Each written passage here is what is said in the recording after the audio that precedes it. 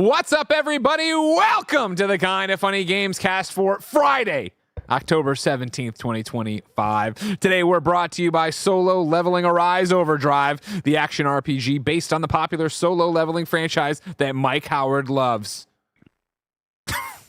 Audio listeners, he thumbs up. Of course, it launches on November 17th and is open for pre-order and wishlisting on Steam and Xbox PC. But folks at TwitchCon can experience an exclusive demo at Solo Leveling Arise Overdrive's booth. Of course, and Shady Rays is our other sponsor, but we'll tell you about that later. For now, hello! Best voice in the business, Parris Lilly! Hey. How are Good you? afternoon. How are you doing, Greg? Where are you running Mike, to? What happened? Leslie? The dog do something? What happened? The kids do something? What happened over there? I turned the fan on. Oh, okay. I was like, wait, it's getting hot in here already. You lost your focus. Yeah, so I grab broke that. the focus. Yeah, see, I lost my focus. See, damn it. All right, I'm back.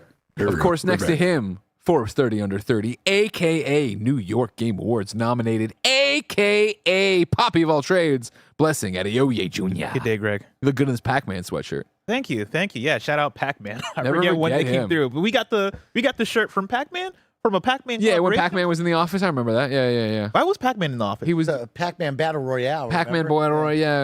Remember? We had a lot of fun with that one. We did, yeah. It was They a fun brought the stream. whole suit and stuff. It was awesome. It was a good time. And of course, there he is, the master of hype, rehabilitating his groin, Mike Howard. I'm like LeBron James. I'm out 2 to 3 weeks with a groin injury. Shouldn't have played that scary game late last night, but it was awesome.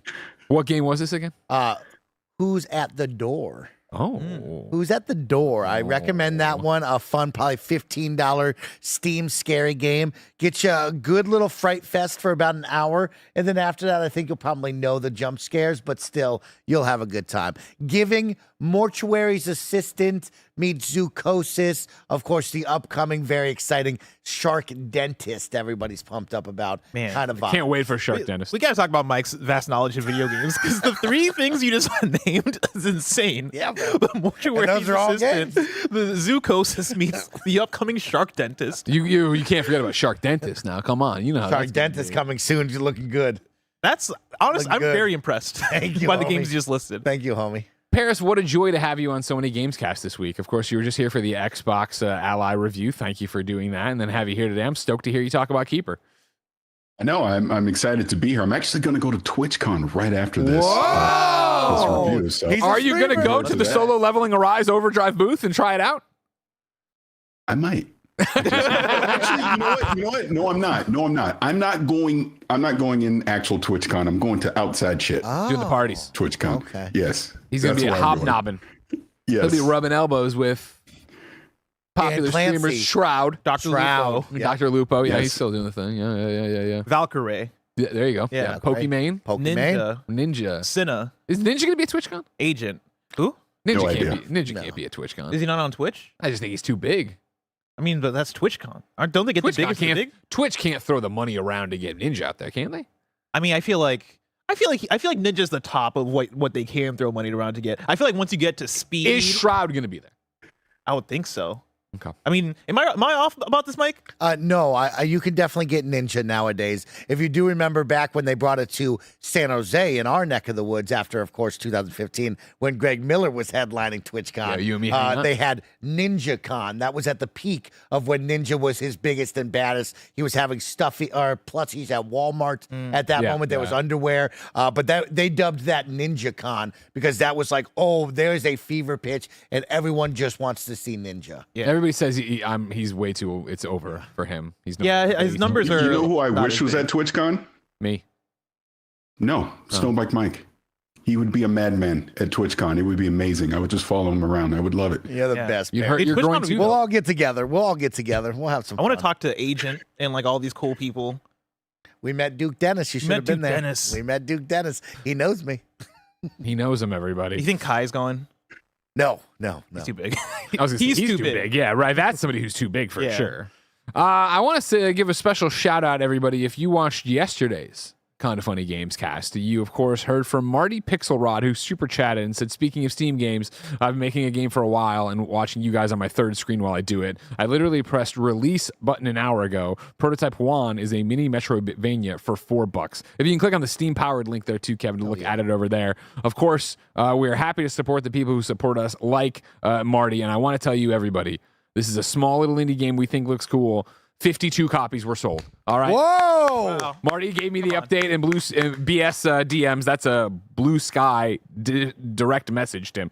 That yes, 52 copies sold and jumped from 305 wish lists to 396. So this is all huge stuff. Steam estimates a lot of people buy over the weekend. So if you want to support a kind of funny best friend selling his game for less than a cup of coffee, go get Prototype 1. I think it's $3.99 right now with the discount. We can get those numbers up. We can. That's what I'm saying. Yes, this game looks so yesterday good. it was a fun throwaway. Now it's a fucking thing. Because for audio listeners, this looks like a really cool 2D platformer where you're going between two different art styles. Yeah. I'm always a fan of. Yeah, what he said here, he said, I was also featured on Steam's popular upcoming under $5 at one point, 4th place there. So that was cool to see. Nice. Everybody get out there and support this here game, the One Prototype. Prototype 1. I probably should not screw up the name of the last time I The mentioned Wand it. prototype. Well, it's like I couldn't find it in my notes in a second. Prototype 1. Of course, here's some other housekeeping. Remember that this is Kind of Funny Games Daily each and every weekday on a variety of platforms. We run you through the video game topics you need to know about, whether they be reviews, previews, or just conversations we need to have. We cover them each and every weekday live on twitch.tv/kindoffunnygames, youtube.com/kindoffunnygames, Apple, Spotify, every podcast service under the gun. Under the gun? The screws just a little loose today. They're a little loose. Okay, but like, why? What? You're under the gun to listen to the podcast. Oh, okay. Well, fair It's Friday. You can be a little loose today. I appreciate that. You saw me inhale that burrito trying to make sure I had Dude, something wow. in the tank. Wow. Get a Kind of Funny subscription if you like what we do here. YouTube.com/kindoffunnygames, Patreon.com/kindoffunny, Apple, Spotify. What the fuck was that? You heard it too, Yeah, I heard right? it too. Yeah, okay, yeah. wrestling left and right all over our heads. What is going on out here? Under the sun and around the globe. I see where I was going under sun. Yeah. Yeah, But I just got there. We couldn't do this without your support, so please pick up a Kind of Funny membership to get everything ad-free and get your daily dose of me or Mike, as you're about to hear. While we are live right now, you, of course, can be part of our Keeper Review YouTube Super Chat with your questions about Double Fine's latest game. These three gentlemen are prepared to answer and critique. Housekeeping for you. Happy ZA launch week to those who celebrate. Our Pokey Smiley crew necks are now available in 2 colorways, perfect for catching the mon as the weather gets colder. Grab the new Kind of Funny knockoff Pokemon sweatshirts over at kindoffunny.com/store. Allegedly. Allegedly. Great. It's just a ball. Yeah. Red and white. It's fine. Have you been catching Pokemon the doesn't moms care. yet? No, not yet. gonna It's look- review season. I ain't got time. Too much stuff going on right now. Too much. We're an 11-person business, all about live talk shows. Today's Kind of Funny Games Daily was Horizon Zero Dawn movie coming in 2027. Of course, before us, there was a game showdown that featured a robbery, a miscarriage of justice, maybe a hate crime. After this show, we're doing a sponsor stream for Arc Raiders, and everyone's very excited about that. Really Super pumped excited, up. actually. Super excited. If you're a Kind of Funny member, today's Greg Way is Mike. Mike, what did you talk about? Yeah, I talked about my excitement for fall gaming. I know we're in the thick of review season. We're kind of seeing the light at the end of it all. But for me, I am like in excited mode because I have Battlefield 6 right now. I have Arc Raiders end of the month. And I got Call of Duty Black Ops 7 There it is. November 14th. So I am in like the thick of it for myself. And I'm really excited about that. For now, we want to thank our Patreon producers, Carl Jacobs, Omega Buster, and Delaney the Psalm Twining. Let's start with what is and forever will be topic of the show. Ladies, gentlemen, and bees, can you believe it? A new Double Fine game is upon us. Mike, Blessing, and Parris have played Keeper. We're going to get their opinions on it, but before then, I'll read the Steam description. From Lee Petty and Double Fine Productions, Keeper is an atmospheric puzzle adventure in which a long-forgotten lighthouse is awakened and joined by a spirited seabird. It embarks upon a heartening tale of unlikely companionship and an unexpected journey into realms beyond understanding. Of course, developed by Double Fine, as we have said, published by Xbox. It currently has a 78 on Metacritic. IGN's Sarah Thwaites came in with a 9 out of 10 and said, a surreal painting come to life, Keeper is a stunning puzzle game that carefully balances its Moorish mechanics with a heartfelt story. GameSpot's Steve Watts gave it a 9 out of 10. Keeper is Double Fine at its most confident. A visual feast, a tone poem, an exploration of movement mechanics. A fable about the world and what we owe to it. It's recognizable as an evolution of the studio's earlier works while also feeling fresh and inventive. Double Fine games have always been dense with artistry, but it's Keeper, a game without words that feels most like it's letting the artistry speak for itself. And then over at Game Informer, I got a 7.5 out of 10. Matt Miller wrote, Keeper is strange in many ways and sometimes crosses over into genuine psychedelia. In evaluating it as a game, some things don't work for me. As a piece of art and creative endeavor, it fares far better. Before we even get to scores, I want to go through and say, have you beaten it and how long it took you? Parris Lilly. Yes, and it took me 8 hours. What'd you play on? I played it on PC and I played it on the Xbox Series X, and I took a little peek on the ROG Xbox Ally X as well. Ooh. How'd it look over there? Look good. Looks great. What a they device had there's. warned ahead of time because they still hadn't optimized, so I knew it wasn't going to be perfect, but I just want to see what it looked like. Mr. Adioye. I played 6 hours, and yes, I completed it. Ooh, speedrun. Oh, well, wait. Just wait. till Wait you hear for the Mike. real time. I beat Michael? the game, and it took me 3 hours and 7 minutes. Mm.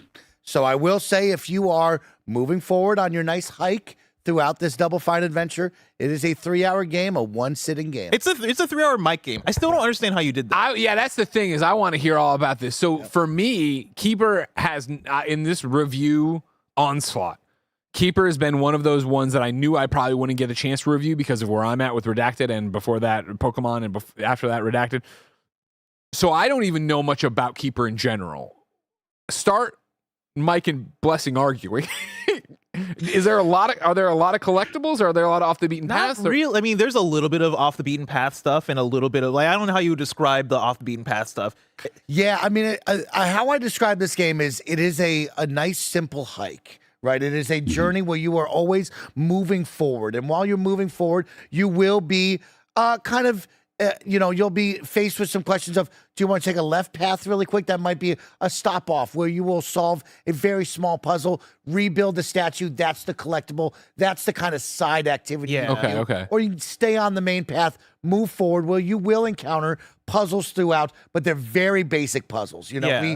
we went to Double Fine Studios, met with Lee Petty and the team over there, and they described it as like, we never want you to be stuck on these puzzles. These puzzles are very basic. You'll always be solving them and moving forward. And so you'll find a rhythm. And there's moments where you scratch your head and go, where is this? But 90% of the time, I never got lost. I always knew where I was going, what I needed to do. It's a very focused game. I would say 95% of it is main path as far as it trying to guide you through a very particular catered experience. So then, Parris Lilly, why don't you kick us off? Start me with your review. So I let me start by saying this, because of the fact that Mike did it in like, what you said, 3.5 hours or whatever, that's crazy to me. But Blessing at 6 is probably the standard playthrough for this, right? Okay. I felt I stopped a lot and I was looking at stuff. I was like, ooh, that's pretty. Ooh, that's pretty, right? Is there a photo mode? Are you photo mode? With it. So the basic premise of this, you're a lighthouse, you awaken, this bird comes to you, you sprout legs, you learn to walk, and you go on this adventure of discovery through this realm. The puzzles, like Mike mentioned, are pretty simple for the most part. There's some time dilation in there with some of the puzzles, things that you'll solve. It's a beautiful game. I think for me, it's more art than game, and that's okay. Love the music. There's zero dialogue in this. And I think a lot of what happens, especially after you get to a certain point in the game, is kind of left up to your interpretation on how you want to describe the relationship between the bird and the lighthouse and some of the other creatures that you'll encounter throughout the world and the meaning of certain things as you go along. But I thought it's a Double Fine ass game. I don't know any other way to describe it. This is totally something that would come from Double Fine. And I found myself, by the time credits rolled, I was like, damn, I really love this game. I love it as a piece of art. Is this something that you need to go back and replay? Probably not.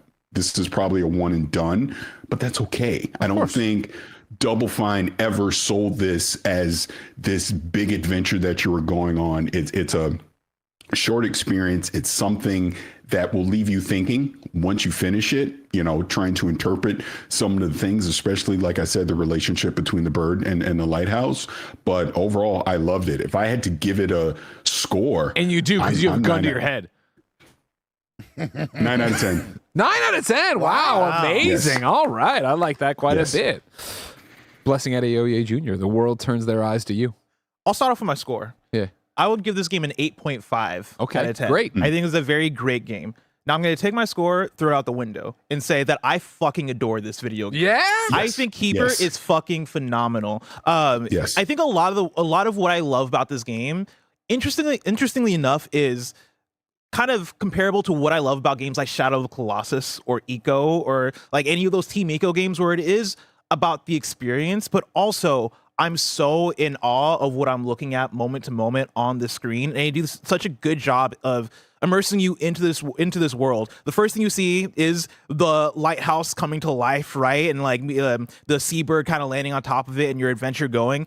The way this lighthouse moves, I remember back in, I believe it was end of 2016 when The Last Guardian came out. And one of the things that people will talk about The Last Guardian is like how in awe of just the monster in that game, Trico, that they were, from the way that it moved, how lively it felt, all that stuff. I feel that way about the lighthouse in this game, where I love the way this thing moves. I love the way that this world is realized. It is vibrant. Every new area feels like you're stepping into a new dimension. And I just love being in this world. I love being in this game. The music is so incredible. The sound design is fucking fantastic. Like, art is the way is the easy way to describe this game, but I would use the word art to describe any video game. I think there's something about this game that is transcendent beyond that, right? Being something that feels like a worthwhile, I wanna have an experience for 6 hours. And so I love it for all those things. I have complaints about it. I think from a game design perspective, my main beef with it is that this game is divided into like 3 acts, maybe like 3.5 acts. The second act of this game, not my favorite. Okay. I think it slows down dramatically and design-wise does some things that I'm not in love with. And also, like, the game, it introduces certain things that I'm not going to spoil here. I think the second half of this episode we'll get into more of a spoil section. But the way that it progresses as it gets further into it, it's not my favorite, but all in all, I think they do something really special here. I really enjoyed this experience. Nice. Michael. I like it, you guys. Yeah, to me, Keeper is a vibe game. It's a vibe. It's a Double Fine vibe here. And I'll stop you right there. Tell me. Because, of course, the one, the only Jenny, a.k.a. Send Nuggy, says in her super chat, "This looks fun. It would be my first Double Fine game, ... What kind of things make it a Double Fine ass game? For somebody who doesn't know, what's a Double Fine ass game, which is what we've been saying here, that this is clearly Double Fine. The art style, Jenny. It feels like you were on psychedelics. It feels like the whole team built this on psychedelics. It's the colors, it's the art, it's the wacky nature, it's the humor, it's the out of the box thinking that you don't see many video games and studios do that makes it so Double Fine. And I think everybody has their own touchstones to Double Fine. Custom Quest! It be Costume Quest, whether it be Psychonauts with Barrett, myself, and Parris. We love Psychonauts 2. I think there's just moments that when you experience your first Double Fine game, you attach yourself to. And really, for me, it comes down to the art. It comes down to the art style that I don't see many other teams really dip their toes into like Double Fine and Tim Schafer does. And getting weird with it, right? Getting so weird with it. And I think just from Absolutely. watching it, that's what you see, right? Again, vibes, animation, the visuals, the environments, what you're seeing, what the world is, let alone for it to have no speaking and all this stuff. Like, these are choices a lot of in this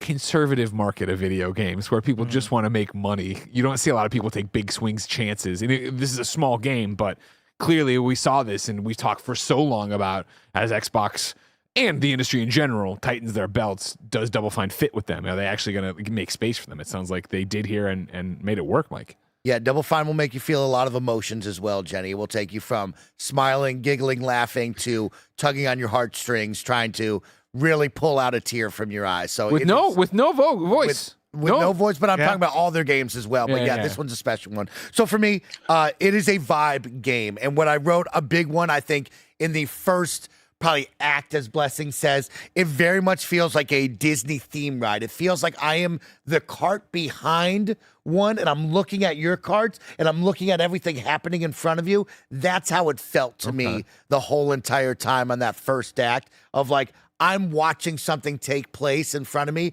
that has all the glitz, the glamour, the wow, just the whimsy that a Disney ride would normally capture for me, which I really, really loved. And so I liked this game. I vibed with this game. The art, as we bring up, is beautiful. It's stunning. The gameplay I didn't love until Act 2, 3, and beyond. Interesting. And so for me, I'm a little bit opposite of Bless. Was like when we hit Act 2 and beyond, that's when it finally like, now I'm in it, right? And so I'm a mix of a 7 to 8 window. I think for me on the art side of things, the Double Fine game, it is an 8. It is a great piece of art. It is a great emotional experience. But when it comes down to playing the game, I think it is just a good experience. It's just a 7 to me. And so I'm looking forward to diving deeper, but I'm impressed with Keeper. I did not think that this team would be doing that coming off of Psychonauts 2, having a no dialogue, vibey ass, let's take a hike video game that can be played for 3 to 8 hours. I did not see this one coming, to be honest. Are you giving it an 8 or a 7? I'm going to go with a solid 7.5 good with a capital G. Capital G. I like that. Capital G good from Mike.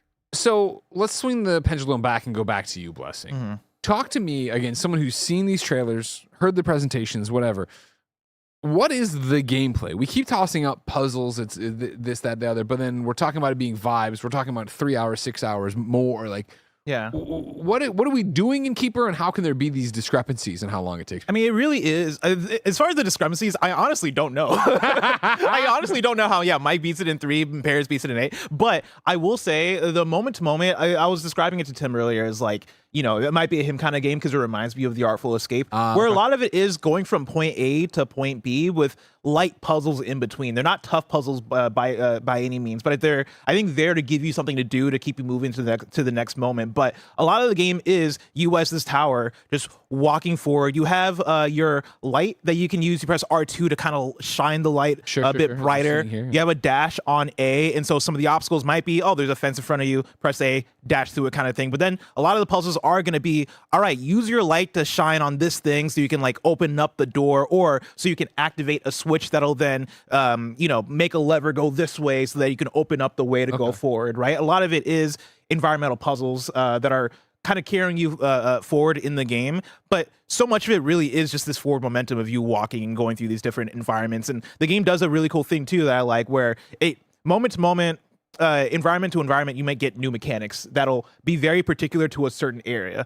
Earlier in the gameplay, Kevin was showing there's an area where like you're covered in, I would almost describe it as like pink cotton candy. That's what I call it, cotton candy. Yeah, it looks exactly like cotton candy, and that essentially allows you to float in the air and jump and stuff like that. And that is very much just for that area. The game has a lot of stuff like that where it is, all right, we're giving you this mechanic for this specific moment in the game, and then we move on to the next thing with an entirely new idea. But it's all based around puzzles. Like Astro Body, where we always talked about that with Astro Bot, right? Where it was like they're giving us this puncher. But very light on the like that cloud area. There's very light platforming in that area, but it changes it up. I meant the ability of, I'm sorry, them adding in things for like one level and then never coming back to it kind of thing. A mechanic rather than feeling like there's a bit more of like, I think a gradient to it where Astro Bot, you finish a level, go on to the next level, it's an entirely different thing. Here, I feel like there's a bit more of a progression to, all right, now we're kind of ending this and we're merging into this thing, and now you're into this new thing right here.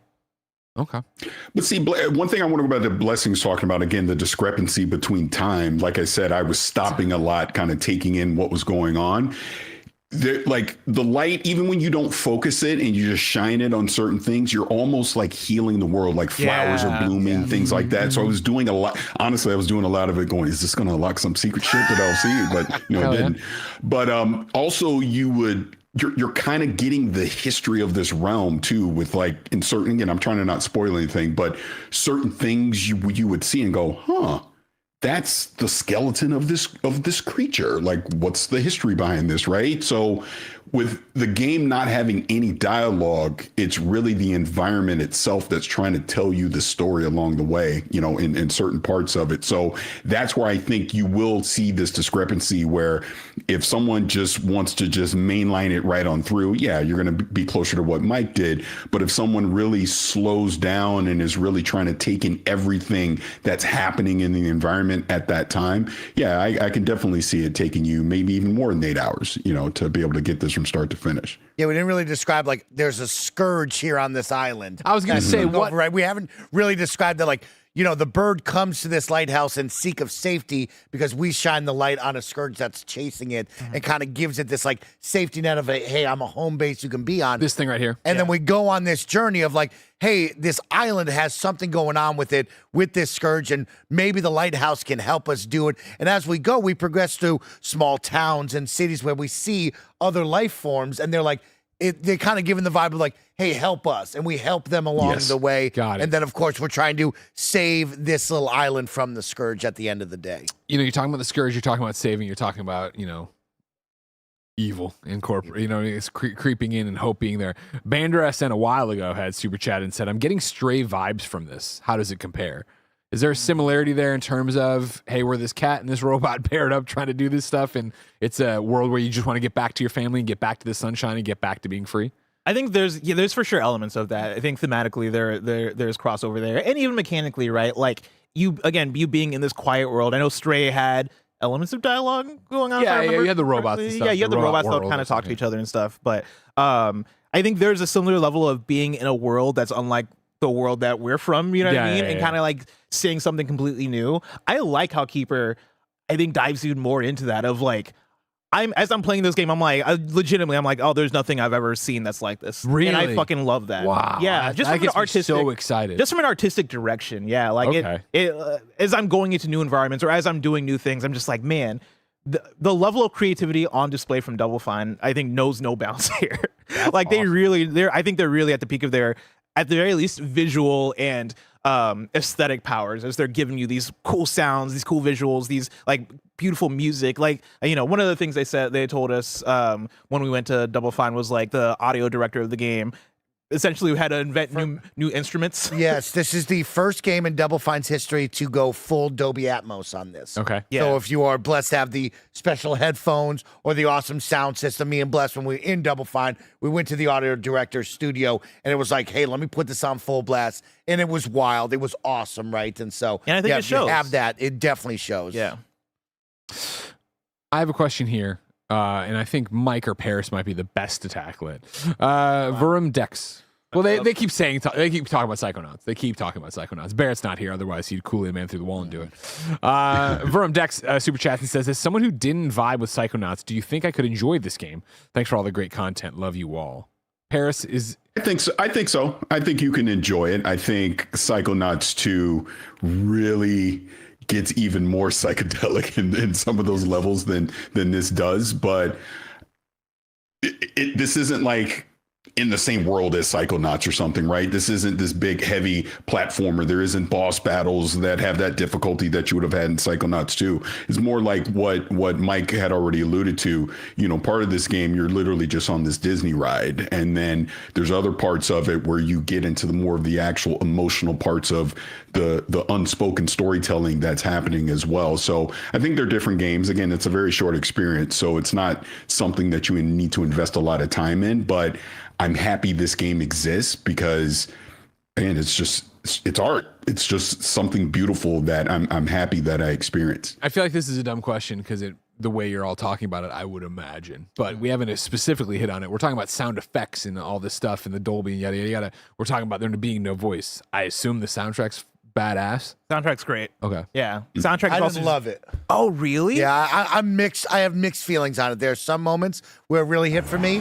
I am coming off of Baby Steps, which had very weird music that was like it was like built out of the environment. And Keeper definitely has those kind of vibes where there's moments where I'm like, I don't like what I'm hearing right now. And then there's moments where I'm like, I love what I'm hearing. Yeah, I really liked it for how varied it was. You could tell that they really put a lot into trying to create sounds and create like melodies that felt super unique to this world. So much of it feels alien to me, and I think that really works for what Keeper is. But yeah, it's also, but I guess to the flip side, I wouldn't listen to it outside of the context of the game. Like, it very much is a curating this music for this experience that you're having, which I think works out really well. Michael, you bring up Baby Steps. I have a funny connection for you here. Toast super chat and says, I heard another reviewer say that it was very much a walking simulator. Would you agree with that? The first 90 minutes are very much a walking simulator. You are on a hike as the lighthouse. You are pressing forward on the controller. It will give you a dash where you'll dash through different twigs and logs to open up a certain area. It very much feels like I am just walking, solving basic puzzles. I think Synapse 2 and 3 in particular, the gameplay kind of changes up where it gets off of a walking sim and there's a little more fun to be had on a game side of thing, a gamer game type of thing. But the first 90 minutes, in my opinion, that first act is, hey, this is a adventure, a walking, look at this beautiful painting and look at this world. I disagree. But I also think maybe I'm confused about what a walking simulator is. Usually it's just used as an insult. So Yeah. Don't use it as an insult. Because Right, I view walking simulator as a Gone Home or as a Everybody's Gone to the Rapture or a game like that. Whereas for me, I look at this game as a puzzle game. Even throughout the entire game, the thing that you're doing consistently is solving puzzles and trying to figure out how to like get past the obstacle or whatever. I think if you're gonna call this a walking sim, then like is any game where you're walking a walking sim in that case? Like I don't know if I would use that to describe that. Parris, where do you enter the walking sim conversation? I get what Mike is saying because I do feel it's pretty linear, just taking you on this straight path where you'll stop at a certain point, solve a pretty light puzzle, and then you just continue walking along that path. I mean, you'll have some side things like you already mentioned, Mike, where you will assemble the statues, and that's like the collectible, that you're getting there. But I don't think you're too off on what you mean, but I also don't take it as a negative either. I just think this is their approach to how they're trying to tell this story in the game. And then, obviously we don't want to spoil anything, but then it flips up. Once you get to Act 2, and then they change it up. You're like, oh, okay, and you go from there. Did anybody cry? No. Almost. Okay. No. I wish I did. Not for me, but there's a couple moments where I'm like, oh, and like I felt it, you know what I mean? I'm like, Yeah. do that. And I didn't cry though. All right. I think you would, Greg, because I think what got me is we're parents. We got kids. I knew there'd be a dead baby lighthouse. I knew I'd see it eventually. I washed up on the shore. Could have been. What could have been? Was Dead Baby Lighthouse is an insane sentence. this game doesn't seem all that sane to begin with. Gondor's Condor, Mike. You might be the best one for this. I know it's not multiplayer, but is this something you'd want to play with others? No, this isn't like a short hike that will be coming out later on, which is the 10 person. We're all on the big hike. Remember, and we're all like solving puzzles together. No, I don't want any other lighthouses in this. This is a me experience. And possibly, would you want someone on the couch with you? Would you want to be streaming this? Like, what about a person just involved that way? If it was a significant other, a family member, one of my children, of course, shout out to Susie and little Mike, I would take good care of them and we'd have a really fun adventure because it is a Disney-ass ride. It's a Pixar film in front of you. It's beautiful. And I would do that. Entertaining-wise, when I played this, I did not feel the vibe of like being witty and trying to entertain while doing this. This was a vibe. I wanted a vibe. Awesome. Yeah. Turn off the lights, get the sound just right on your headphones or speakers, and just have fun. Dude, if I was a teacher, this would be the kind of game. You know how like you have those days where it's the teacher, they're either lazy or they have a hangover, but they don't say that, and they roll in the VCR. Oh yeah, you get so excited, and they're like, just watch this thing, right? If I was a teacher, I could see it being like, I could see myself like letting kids experience this as a art kind of lesson, right? Of hey, this is a auditory visual experience that you're getting right here. Like how do you read what's going on in this game? What kind of feelings are you feeling? What kind of right feelings now? do you feeling? Yeah, let me sit over here and try to recover from my hangover. Mr. Lilly. Ironically enough, Greg, just thinking about it as they're saying this, I would love for Ben to play this. Oh yeah. Oh, I would love to get his cool. reaction There's from some this. fun moments. Is it scary? Like usually if I'm introducing an animated movie, I shouldn't say that. If it's a bigger boy movie, a bigger boy whatever game, I usually know what I'm getting into rather than blindly going. How does he feel about like tentacles? Or spiders. No problem. Yeah, you'd be all right. Yeah, I think you'd be all right. Nothing like Okay. no jump scares, nothing crazy. It's just a lot of tentacles, slimy things moving around. Okay. I wish you bring up art and like art teachers is right. It's like when we grew up, it was like, hey, paint that banana, right? It's Yeah. like when we walked into Double Fine, they had the wall of art right there. It's like someone should have showed that to me when I was a child. Might have helped me out a little bit. I got bored painting bananas. Art was done, you know? Yeah. Wow. Give me back to PE. Mike could have been one of the great artists of our love time PE. if he wasn't just painting bananas. Right away. Where are you playing in PE? Oh man, when we used to play hockey, this poor lady, Mrs. Danskin, okay, this poor old lady, she had shin marks all over her shins from people whacking her with the hockey sticks because she'd be out there blowing the whistle. Kids would be chucking at it. Oh, poor lady. It was the best. God, I love PE. Our first PE teacher was Sister Judy, and she had a puppet. Like literally, like, you know, it's like that thing where Mr. Garrison in South Park, like somebody must have told them about Sister Judy. Very different upbringing. We did. Mr. DeLeo was then the real. He was the gym teacher that did not give a shit. No. You know, he did not want to be a part of it. But I'm glad you're a part of this, everybody. Both this review and, of course, this conversation and this crazy community we call Kinda Funny. Remember, of course, Kinda Funny's been kicking for 10 years now. And if we got another 10 years in it, it's only because of your support. If you love what we do over here, go pick up a Kinda Funny membership on patreon.com/kindafunny, youtube.com/kindafunny, Games, Apple, or Spotify. Of course, $10 gets you all of our programming ad-free, and it gets you your daily dose of me alongside a side of good karma for supporting a small independent business. But right now, you're not using your benefits, so here's a word from our sponsors. There's just 1 month left until the launch of Solo Leveling Arise Overdrive, the action RPG based on the popular Solo Leveling franchise. I adore Solo Leveling. I've seen every episode, and this game cannot come at a more perfect time as I patiently wait for the next season. And being able to experience this world solo or with up to 3 of my friends for some co-op raids is right up my alley. Andy, if you're listening, we'll be playing this soon. In the game, players will work their way up as Sung Jinu, an E-rank nobody that no one wants in a raiding party, clawing their way up to becoming the powerful Monarch of Shadows. If you're at TwitchCon this weekend, you can play an exclusive demo at the PC gaming stations located at the Solo Leveling Arise Overdrive booth.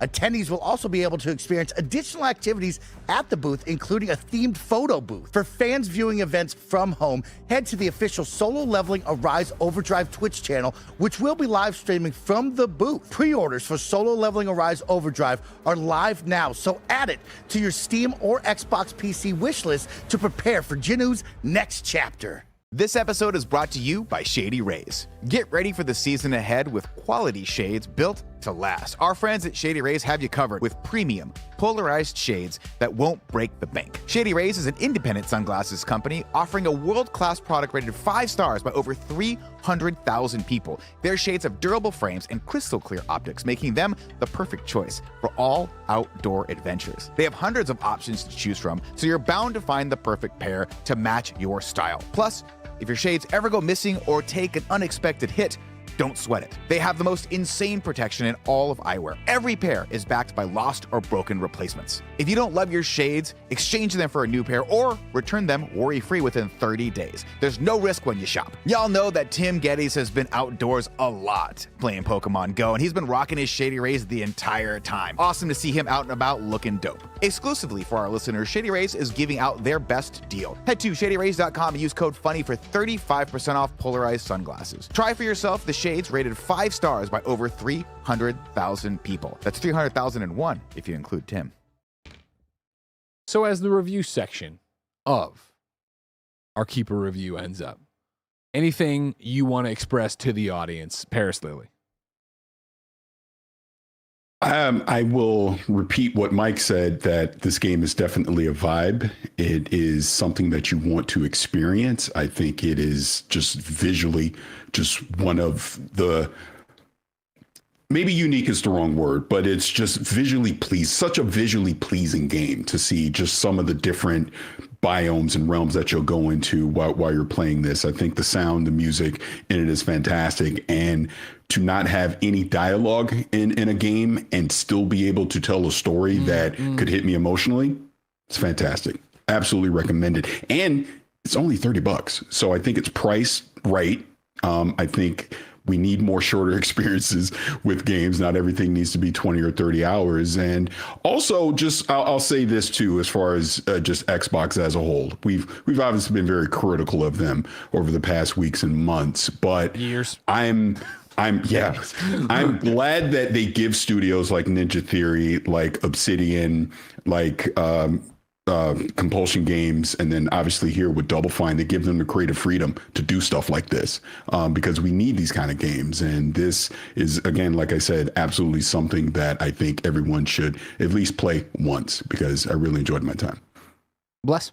Yeah, I want to throw out two little small things too Please. that are little critiques of mine. I think the camera is a little bit of a struggle because the right analog stick is mapped to rotating your light on the lighthouse. Okay. And so you kind of have to trust the game that it knows where you want to look.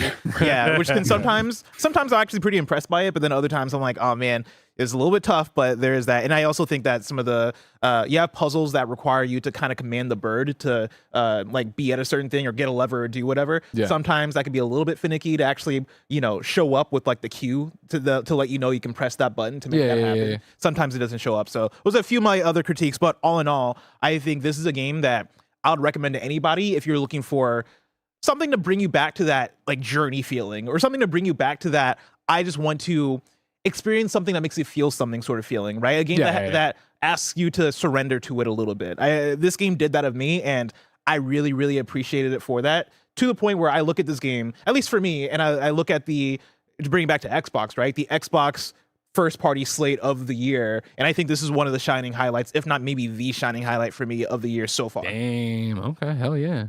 Mike. Yeah, Greg, I would recommend Keeper. I would actually highly recommend Keeper if you're looking to vibe. If you're looking for just a night on the couch with some beautiful art, a double fine game where you and a partner can just crank up the volume and get lost in a journey, in an adventure that not many games nowadays really have, right? This is something special, and we don't get much of it, and it's always nice to support when you get something special like this. And so, yeah, you can beat this in a night. You can have some fun with it. It's very basic and easy to get through. Nothing will ever, make you want to pound your head against the wall. I would just say, give yourself, like Blessing said, surrender yourself to this game and go enjoy yourself. You'll have a good time. Gentlemen, I can't wait. I won't lie. Like, I had seen it and I was like, oh, I don't know. I like Double Fine. Double Fine for me is always hit or miss. Costume Quest, of course, let's go. Brutal Legend, never my bag. And so I was like, I don't know what kind of Double Fine this will be. If it's good, I'll get to it eventually. This is climbing the ranks rapidly the more you talk about it. So I got to go crank this out after I'm done with Redacted, and then Redacted after that. But then I think there's a break in there to get into and do it. Ladies, gentlemen, and MBs, guess what? The show isn't over. I'm going to leave. I would imagine a few of you will leave. But Blessing, this morning you hit me up and you said, hey, we're doing this Gamescast, but I think we should do the second half as a spoiler cast because you got things you need to say about this game. Yeah. So if you're like me and haven't beaten this, walk away. Bookmark this, favorite it, save it in your bookmarks. I don't know what else you do with things. Come Bookmark back later. it.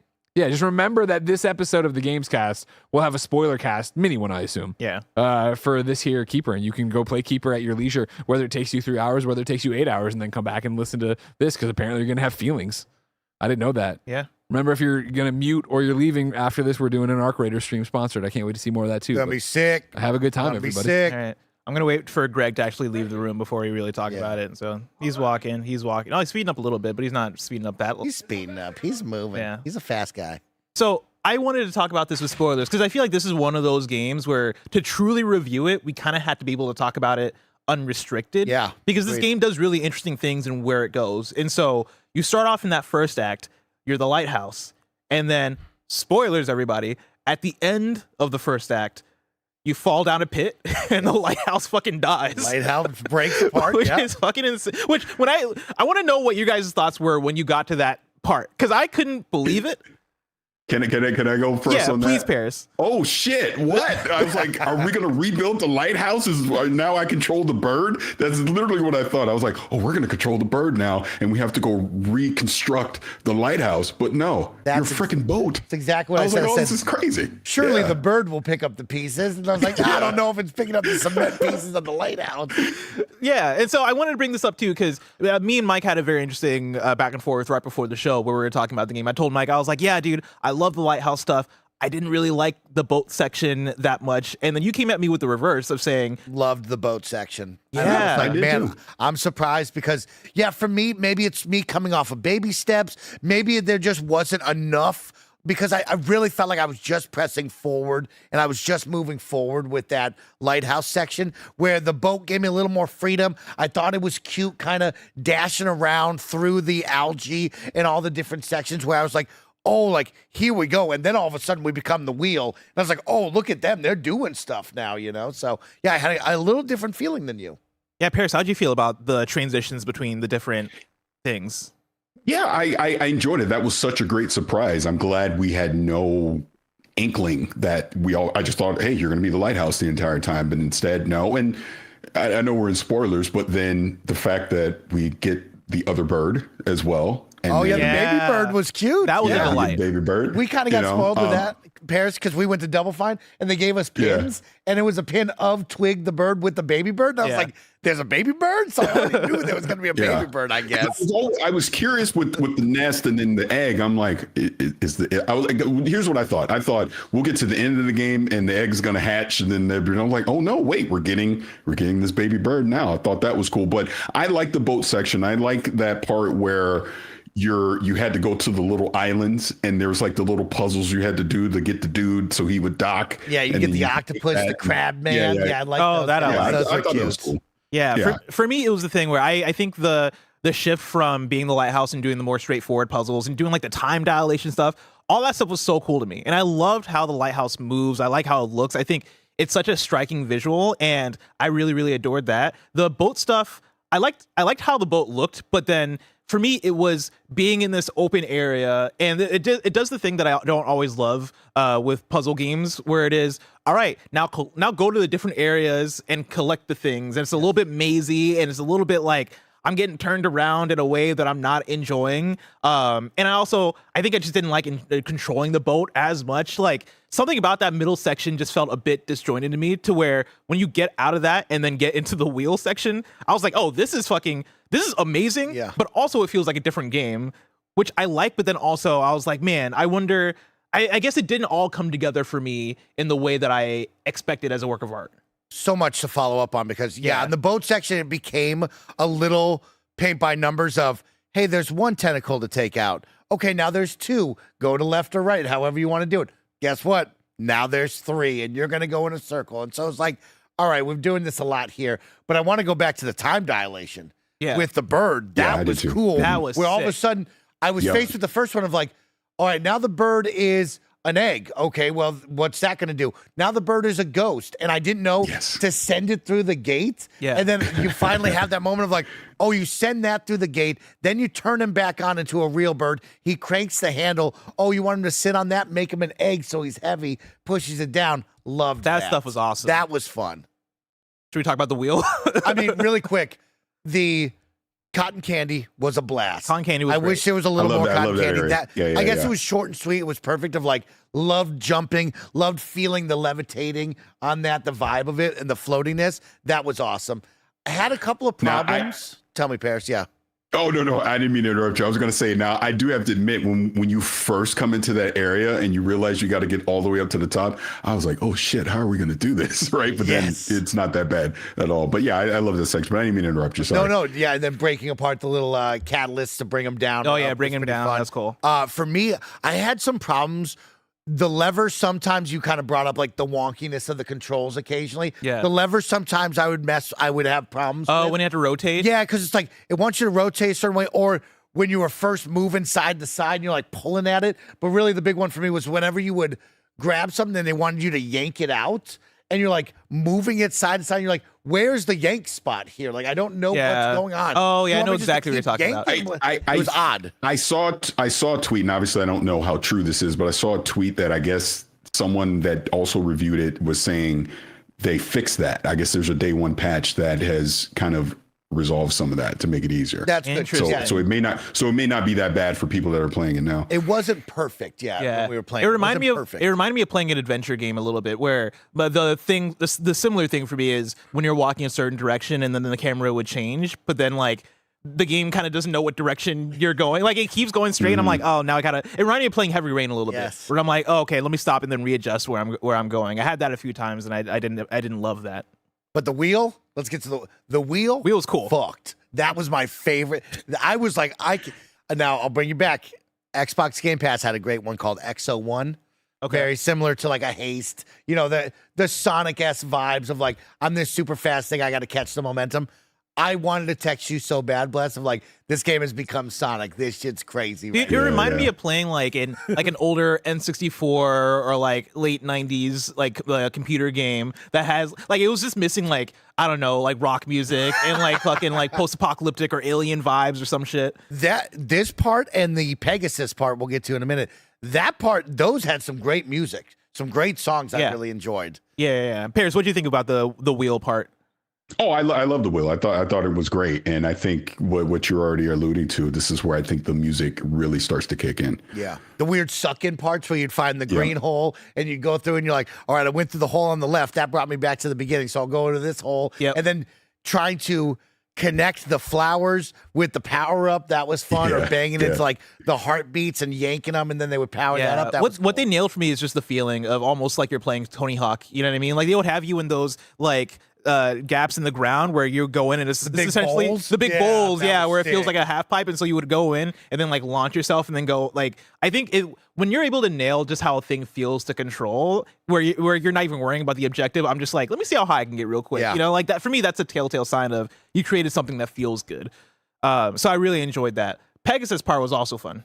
I thought we were going to get a little bit more out of the Pegasus. It clearly was like, this is the end, but I guess I just wanted to fly a little bit more, wanted a little more movement with the Pegasus, because it was like, holy shit, this thing's a goddamn Pegasus. This is nuts, you know what I mean? Yeah. It's just one of those birds, because the birds had 4 legs and stuff like that, but I'm going to call it a Pegasus for fun. But that was pretty wild to become one and like get to go on that small journey with that. And then the moment where they fly off and like the lighthouse gives it the wink, like, go on without me. I was like, just fly with them. Fly with them forever.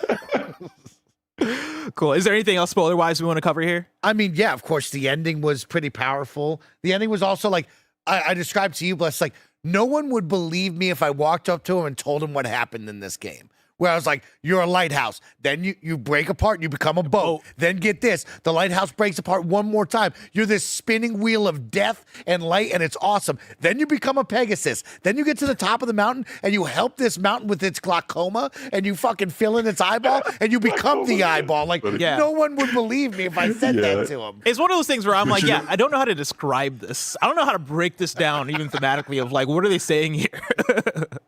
But with all that said, Mike, if you said, and Double Fine made it, yeah, I believe that. Yes, exactly. You know? You would definitely, you'd be like, okay, yeah, I get it now. Mike is right. Yeah, I guess the fun part is like at the end of the day, what were we supposed to feel or think about, right? It's like we helped this beautiful little bird find its baby. We saved the island, right? And all the inhabitants from this scourge. We became the ultimate lighthouse to protect this island forever from darkness, I guess. I mean, so this is what I took from it, and this is like where I was saying before. I think with there not being any dialogue, it's kind of left up to your interpretation on how you want to view this. So this is why I was saying, as far as Greg goes, like I almost felt like I got emotional on that. I think Greg could as well, because as a dad, the lighthouse is the dad, right? The bird is your significant other than I was a bit, but the point is you're the protector. Right? It's like, that's my job as a dad, to protect my family. And that's what I felt like at the end, I accomplished that job. And then when I bring that back into real life and I think about my family, kids and all that, it's like, I get it. I get what you're trying to say, but maybe someone else, you played Mike, and you got a completely different thing. I don't know, but that's what I took from all of that. This was me doing my job as a dad, protecting my family and my home. That's really good. I like that. Yeah. Let them go on their own journey while I'm here now, right? You're working.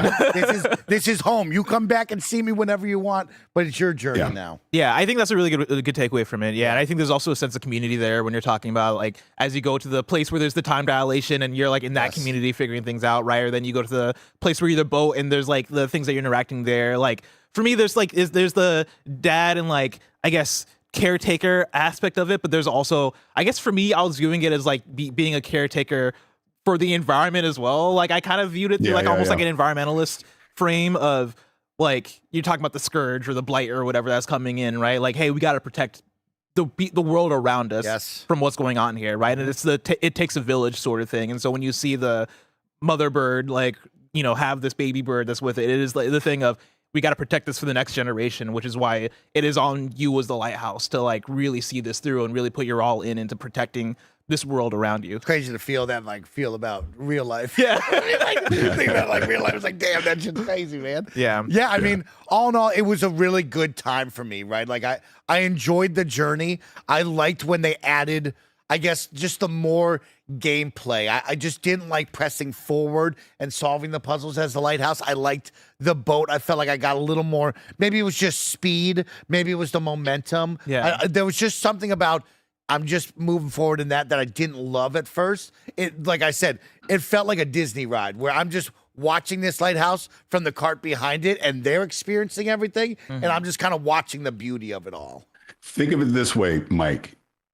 When you first start off as the lighthouse, when you initially are like you're learning to crawl, like you're stumbling around, right? Then you kind of get your footing. So almost think of it, you start crawling, then you walk, Yes. get to the boat, now you're running, and then you get to Pegasus, you could freaking fly, baby. I'm in my prime. That's I'm LeBron beautiful. James. Those are the yeah, stages. that's exactly Yeah. right. Yeah. Tommy, talking through it is making me appreciate it a little bit more. Because, I think my thing, for gameplay wise, not to repeat myself, but like I really enjoyed the lighthouse stuff, right? And then for me, it's like, that felt like it could be just its own game in a way, to where like the wheel stuff was also awesome, but like tonally it just felt so different that I'm like, you know, does this take away from like everything you're doing from the lighthouse? Obviously that's fun too, and I didn't really enjoy the boat stuff as much, but I think what I'm thinking when I think through it, I guess thematically from the guise of, all right, as the lighthouse or as the keeper, you know what I mean? Like you are doing everything to kind of fulfill this responsibility that you have to the planet or to the community around you. And so through whatever it is, you fall down, you break apart, but you pull yourself together. I got to rebuild. You got to and get back rebuild up. to Yeah. like provide for your community, right? Oh man, okay, that happens again. Even though I'm just the light, I'm still going to like pull through for I'm this gonna do thing. my job, and then I'm going to be better than ever. I'm the mountain now. I'm the peak of it all. Yeah. And I can do it even better. I like that. Yeah, like I think there's something there that brings it together. Are you surprised they made this? I guess my final question, just want to conversate with you guys, is like, did you think they would make this, right? There was, everyone yells, make Banjo Double Fine. They're like, we make Double Fine ass Double Fine games. And it's like, I respect that. I love that, right? And then I think of Psychonauts 2, and that, to me, little 3D action platformer mascot type vibe, right? This was not that. No. This felt totally different. And I was surprised that they made this. I mean, as Parris said, I love that Xbox gives them the freedom, but I didn't think this would be the game that they would make here. Parris, what do you think? Yeah, I know you guys went to studios because I'm blanking on his last name, Lee Penny. basically, thank you. I think I read he came up with this idea during the pandemic, right? Yeah. he And told that us he sense of came it up. loneliness and all that. Yeah. No, I absolutely did not think this would be the game that Double Fine was making. But when I realized what it was, after the showcase, I go, yeah, let's do this. Let's do something different. I want to see what this is. It immediately shot up my anticipated list, and honestly, it delivered. It really did. I like these kind of games. Not everything needs to be the cookie cutter standard thing. Do something different, and that's what they did. Yeah, and I do like that. I never played all the way through Psychonauts 2, but this doesn't feel like this is our big gigantic next title, or even if I don't even know if they would describe themselves as making gigantic titles. I guess Psychonauts 2, when I look at how long to beat, that's like a 15-hour game. So to play this and have it be more of a 6 to 8 hour like shorter experience, I think for me this feels like the let's take a breather kind of game, and let's make something that is more, I guess, about the art, something that's more about the something different. You know what I mean? Like a palate cleanser between our next big project sort of thing. And I really appreciate it for that. I always find it fascinating when we go and talk with developers of like these game jams or the office coming together and having so many different ideas. Yeah. And someone going, oh, I like that. Like, let's do that. And then the question of like, well, is a 6 to 8 hour, lighthouse game gonna cut it in this day and age? And them being like being able to say, no, like let's make that, right? Yeah. This can be our one-off, and we can keep making the large Psychonauts games or the weird game that we make. Because my thing is that, like, let's do this. These games deserve to exist. Yes. You know what I mean? Like, Yes, 100%. like fuck capitalism. Like, a game like Keeper Oh, dude. needs to be able to This exist. shit shouldn't exist. Yeah. Like in today's day and age, when we look at EA being bought right now, Microsoft, Sony, this should not exist. Yeah. Like this, for $30, this, I don't know if this sells well. $30 But is because kinda wild. it's on Game Pass and under the $1 trillion umbrella, and hopefully Phil is like, make the cool shit you want to make, Tim Schafer, because it deserves to be made. 1000%. And I totally understand too the idea of like, man, I would love Double Fine to make a Banjo-Kazooie, but I also am of the same mind of like, do I want Double Fine to make a Banjo or make this? I feel like if Double Fine made a Banjo, it'd be a weird ass Banjo-Kazooie game. It's gonna be a weird Banjo. Yeah, like I think if they locked in, they have the talent to where they could make a traditional Banjo 3 and it would be great or whatever, but that's not who they are. I feel like that would be turning away from who they are. I want them to make The weird analogy shit. I use on what you're saying, Blessing, is it was like, remember a few years back, there was all the talk about Quentin Tarantino making a Star Trek movie. As much as I love Tarantino movies, him making it's not going to be Star Trek. So it's like, well, why are we doing it in the first place? So Exactly. no, Double Fine should do what they do, and this is the result that you get. So yeah, very happy for that. Yeah, I would love to know the inner workings of this, because it does, like, to me on the outside, it feels like, yeah, this can be made because you're underneath the $1 trillion umbrella. You're protected by Microsoft. You can do this, right? And it's like, you look like Parris just went down, right? Talk about South of Midnight right now from Compulsion Games. Like, all these games that's like, man, they're letting them just make games. Yeah, Pentiment which is a few years awesome, ago. right? Like, good for them. Like, it's cool that we can have cool games like this. I just hope this maintains. I get so worried. with What Double is Fine. it like in 5 years, 10 years? What is it like now? in 2 Do they years? change this? Yeah. Yeah, like is there like a world where Double Fine just goes independent because Microsoft's like, yo, you know, we got to make more, we got to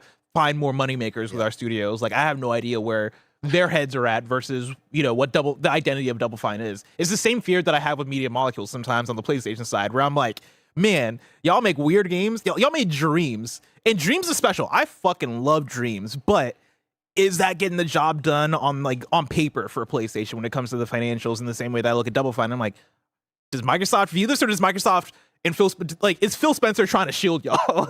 Like, do y'all have a shield that's like, no, let them cook because that's who they are? I hope that's the case, but you never know. Keep making rad shit. It's awesome. Keep making dope Yeah, shit. They absolutely. make dope shit. Keep making dope shit, Double Fine. We love it. Any last thoughts for a spoiler cast conversation? No, I liked all the cool creatures. I loved the art style. It's just it's a vibe. It's a vibe game. It's hard to describe. I do have one. I got one, and this was in Act 1, where you go to that town and you start doing the time stuff, to fix their problem. That big statue in the middle, and you have to fix it. Yeah. But when you do it, at the end, they're literally throwing you a parade as you leave out of their area. Cool. Yeah, I just thought that was so cool. That's cool. I just love that. Did you guys do a lot of the side stuff? I know I described it as like, I did about 2 statues to like, hey, take the left path, and you would walk up and like rebuild the statue with the 3 little heads. Did you do a lot of those? I did maybe 4 or 5 of those, but also they didn't feel that stand out to me. Yeah. Like they didn't feel like I feel like they're just there to give you something to chase, like some kind of extra thing. But yeah, I never did it purposely. I think I've had it built into my like gamer brain of, if I see 2 paths, take the other one first. It's always fun of like, well, there's a couple yeah. paths where I'm like, which way am I supposed to? I have no idea what's the main path. Yeah. And so I'd go right, and it's like, well, that was the main path. I missed out on whatever's the left-hand side. Or I chose left. I'm on the side thing. Now I have to backtrack and go over there. So it very much felt like I just kind of guessed, and I would either be there or I wouldn't. Yeah. All right. Well, Parris, thank you so much for joining us on this episode. Mike? Oh, thank you for It's having great me. to see you. Thank you, Bless, for letting us spoil this. I do love the post conversations of like, hey, take the security blanket off. Let's just get wild with it. Because I do need this during reviews of like, let's talk about everything, right? Because like, We have to talk about that wheel. We had to talk That about the wheel. shit was dope, bro. Yeah. And the Pegasus. It became a Pegasus blend. That shit was great. I love this game. I know I gave it an 8. It was This great. is one of those 8.5s where I'm like, but I love this 8.5 to me. Of course, this has been Kind of Funny Gamescast. Each and every week we get together and talk about the biggest reviews, previews, and topics in video games live on YouTube, Twitch, and on podcast services around the globe. If you love what we do, support us with the Kind of Funny membership on Patreon or YouTube to get all of our shows ad-free, watch us record them live, and get a daily exclusive show. You can catch today's KFGD on YouTube or podcast services. You can catch today's Game Showdown on YouTube and on the Gamescast feed. And know that until next time, it's been our pleasure to serve you.